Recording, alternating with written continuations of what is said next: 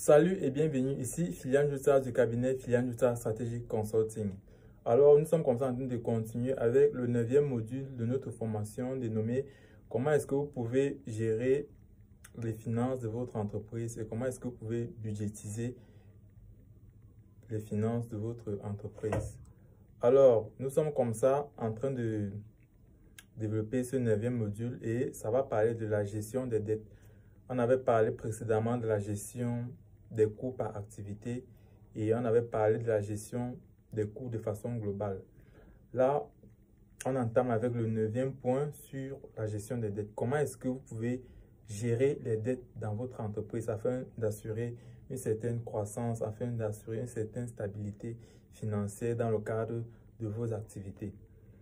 Donc, vous devez savoir que la gestion des dettes est un aspect crucial dans la gestion financière de votre entreprise. Et pour ce faire, il y a plusieurs façons de pouvoir gérer les dettes. Oui. Donc, pour cela, nous allons élucider ce plan de cours sur plusieurs étapes. Et là, en première étape, nous allons parler du fait que vous devez savoir identifier les sources de vos dettes. Voilà. Et pour ce faire, les dettes peuvent provenir de plusieurs endroits. Premièrement, vous pouvez avoir les prêts bancaires.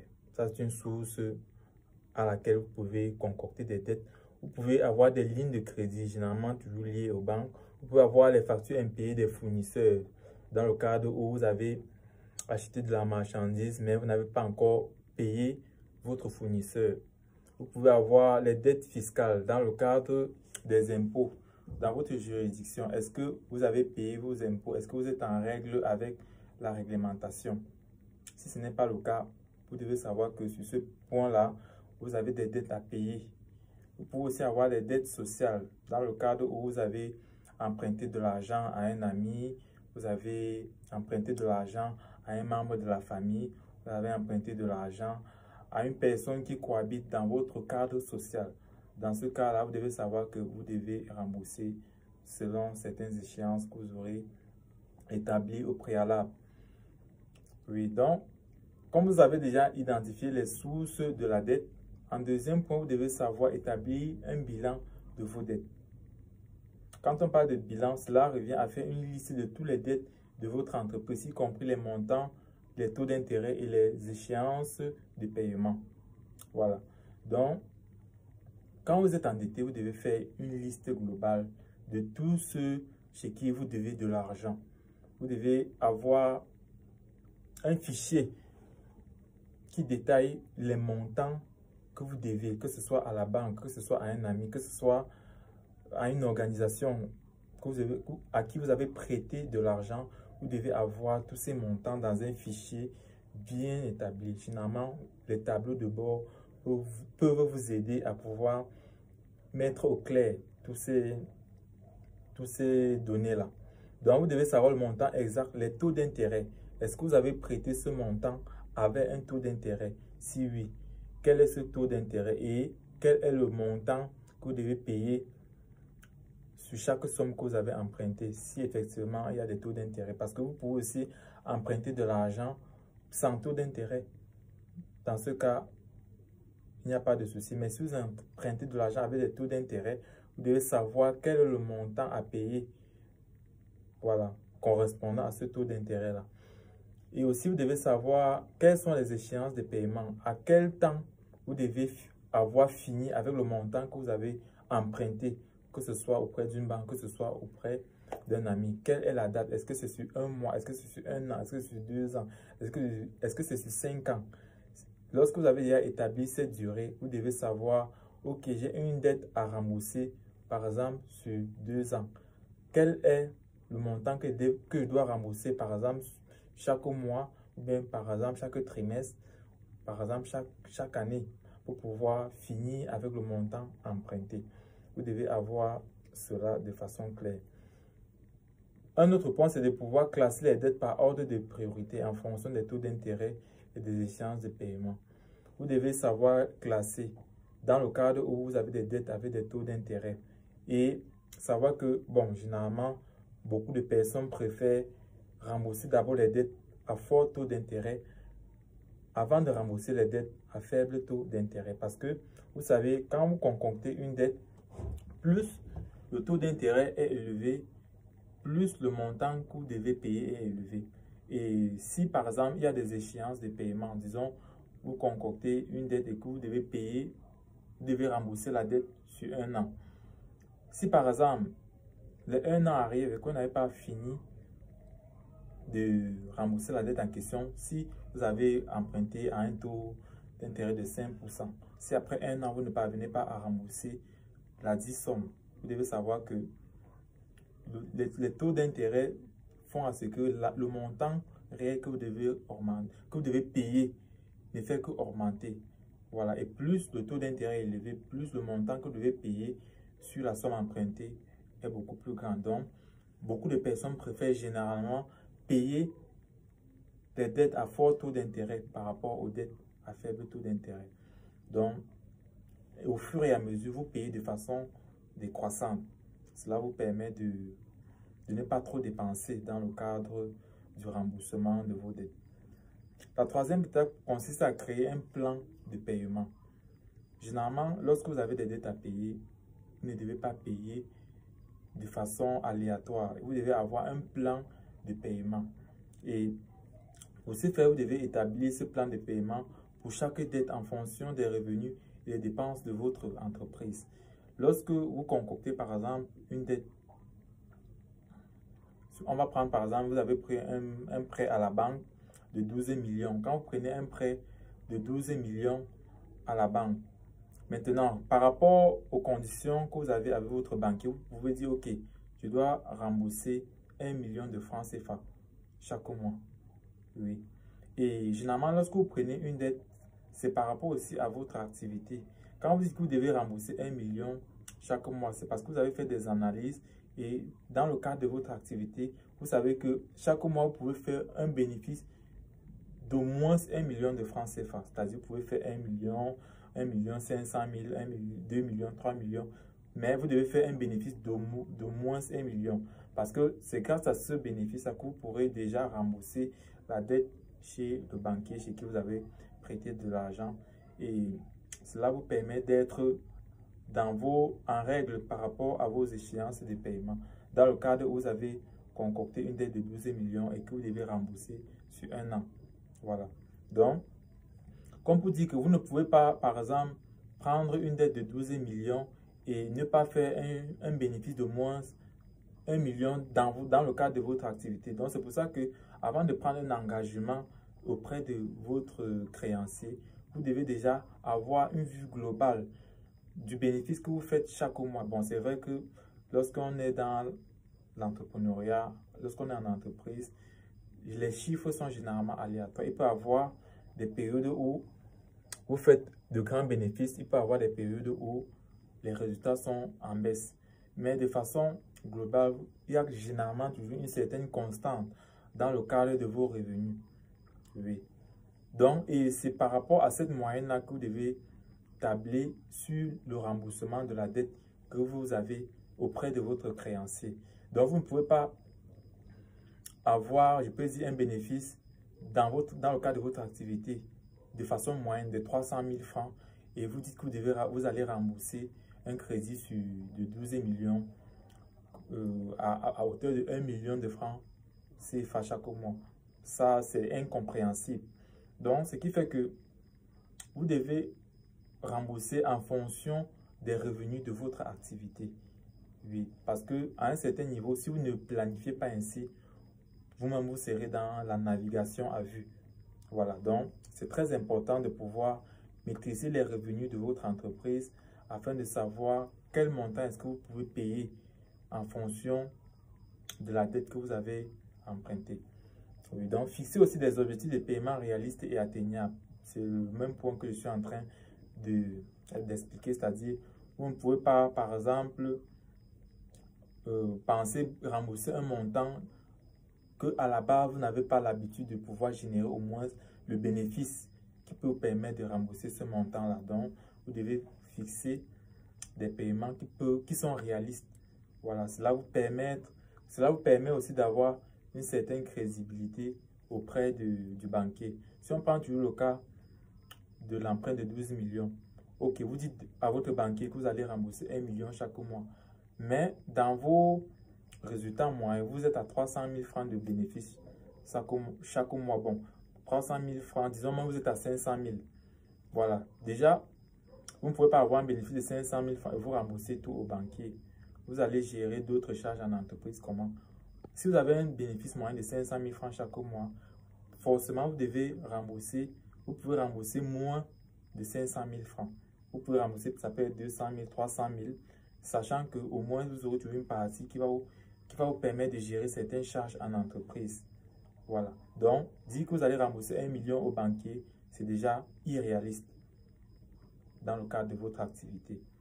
Oui, donc, on ne promet pas rembourser des montants de façon aléatoire. Vous analysez votre activité, vous voyez combien est-ce que vous gagnez et en fonction de ce que vous gagnez, vous savez un montant précis que vous pouvez rembourser auprès de votre créancier. Et cela peut lui permettre de savoir quel montant, quelle est la durée réelle au cours de laquelle vous allez rembourser le montant de façon définitive. Voilà. Donc, c'est ça en fait. On ne fixe pas les paiements au hasard. Il faut analyser son activité au préalable. Oui. Quatrième étape, vous devez gérer les flux de trésorerie de votre entreprise. Quand on parle de flux de trésorerie, c'est-à-dire toutes les entrées et les sorties de votre entreprise, vous devez savoir les gérer afin de savoir comment est-ce que vous pouvez gérer aussi vos dettes.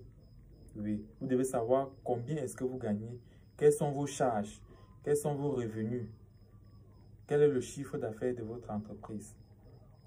Vous devez savoir quels sont vos flux de trésorerie de financement, quels sont vos flux de trésorerie d'exploitation, quels sont vos flux de trésorerie d'entrée, quels sont vos flux de trésorerie de sortie.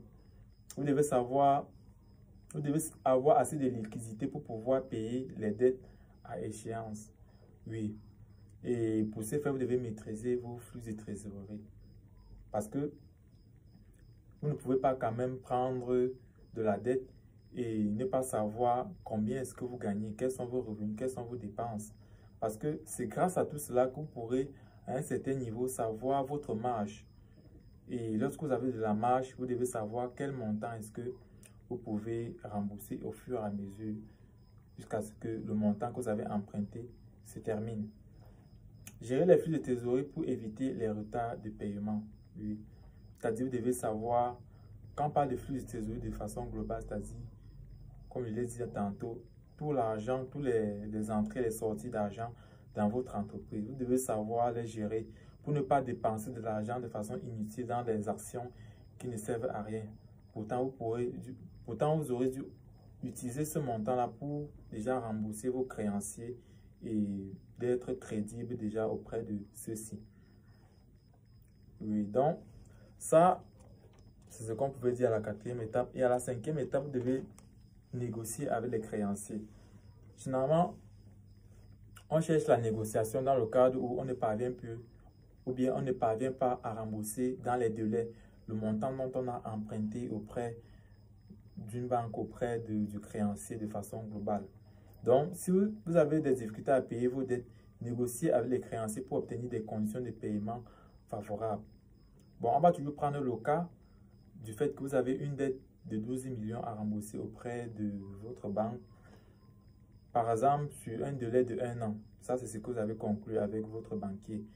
Et on se rend compte qu'au bout de 1 an, vous n'avez pas pu rembourser les 12 millions en question. Vous avez remboursé 10 millions, il reste 2 millions.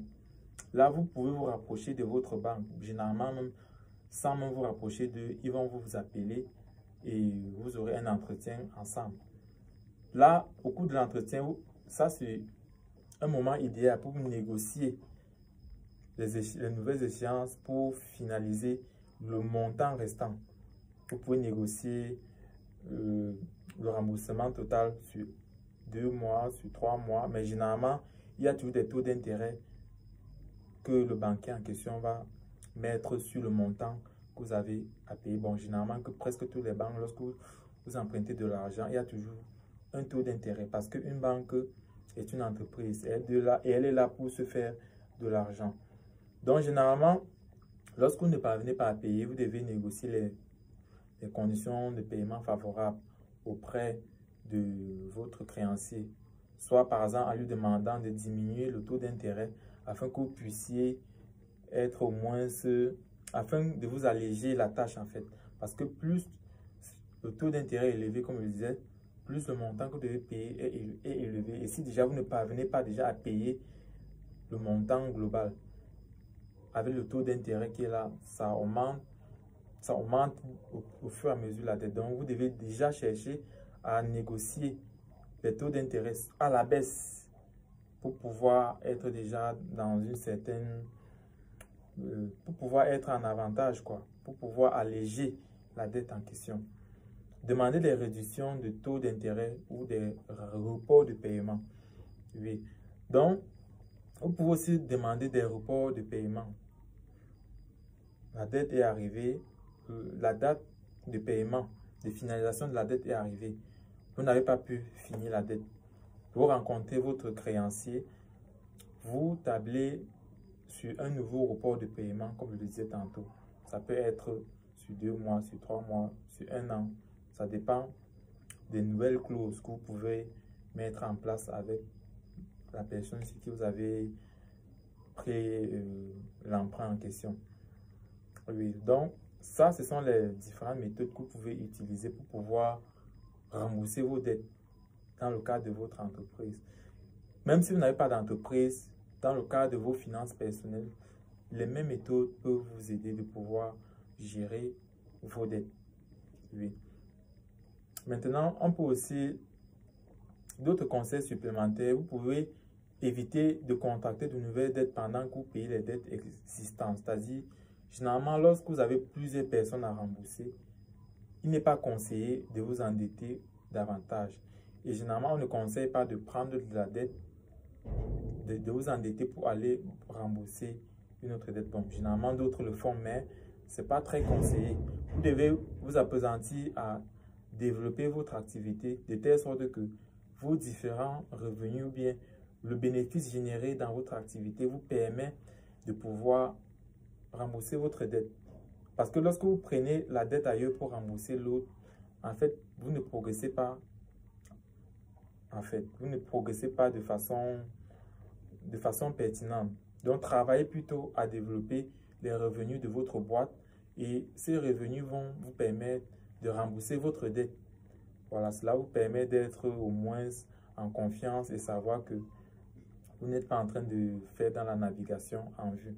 Parce que si vous vous endettez davantage, lorsque vous êtes endetté, vous ne faites que plomber davantage votre situation et c'est dangereux. Donc, vous pouvez aussi utiliser d'une part l'argent que vous économisez pour payer vos dettes. Oui, parce que lorsque vous êtes en entreprise, lorsque vous avez un projet, de façon, on peut dire personnelle, vous pouvez avoir des petits montants que vous gardez de façon journalière. De façon journalière, autant pour moi. Vous pouvez avoir des petits montants que vous gardez peut-être chez un ami. Bien, ça peut être, vous pouvez même avoir une tontine dans laquelle vous gardez de l'argent. À un certain niveau, lorsque ça devient très compliqué, vous pouvez prendre ce montant-là pour rembourser votre dette. Ou bien vous pouvez prendre ce montant pour investir dans votre entreprise. Et ce montant-là, avec une bonne gérance, peut être fructifié. Et le bénéfice en surplus peut vous permettre d'éponger vos dettes et régulariser votre situation. Voilà, donc c'est ça. Vous pouvez aussi demander de l'aide à un conseiller financier ou d'un professionnel de la gestion des dettes si vous avez des difficultés à gérer vos dettes en entreprise. C'est pour ça que généralement, il faut travailler avec des conseillers financiers, comme on le dit si bien. Vous devez travailler avec des comptables. Voilà, si vous avez une entreprise dans laquelle vous n'avez pas de comptable, ce n'est pas bon. Ça, c'est lorsque votre entreprise prend déjà de l'ampleur et qu'il y a déjà beaucoup de flux de trésorerie dans le cadre de votre structure. Vous devez avoir un comptable qui, premièrement, vérifie les finances de votre entreprise. Et s'il arrive que le comptable a un niveau, généralement, ce sont les comptables qui peut vous permettre de prendre certaines décisions dans le cadre du remboursement de vos différentes dettes. Voilà. Donc, si vous avez des difficultés dans la gestion de vos dettes, vous devez rencontrer un conseiller financier.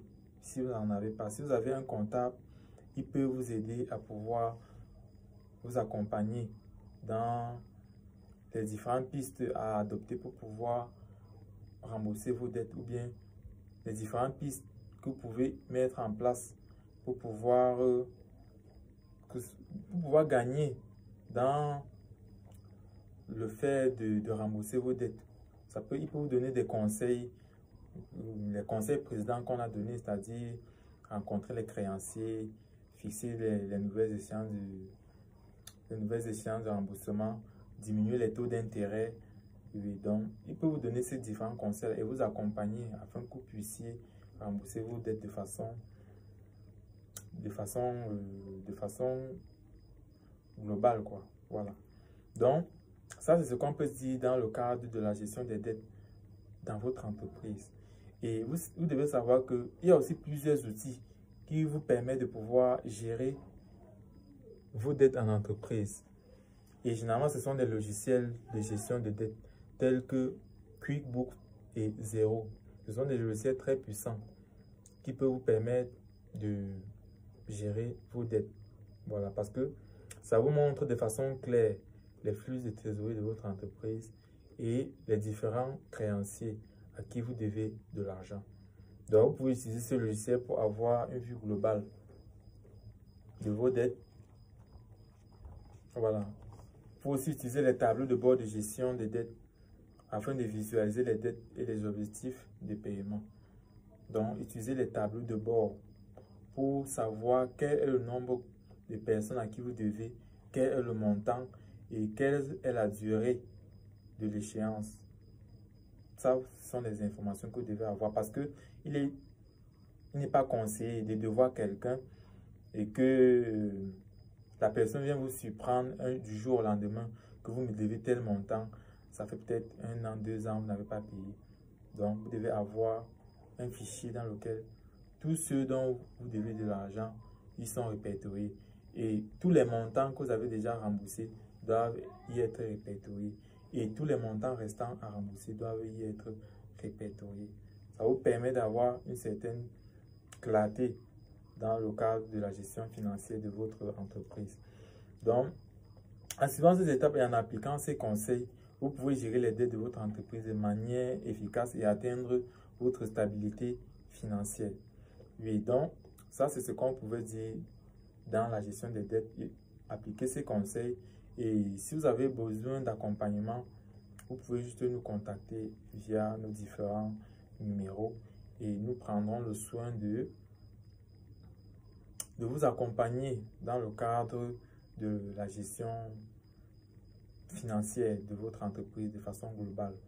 Ok, c'était Philian Jouta du cabinet Philian Jouta Strategic Consulting. Je vous dis à très bientôt pour d'autres.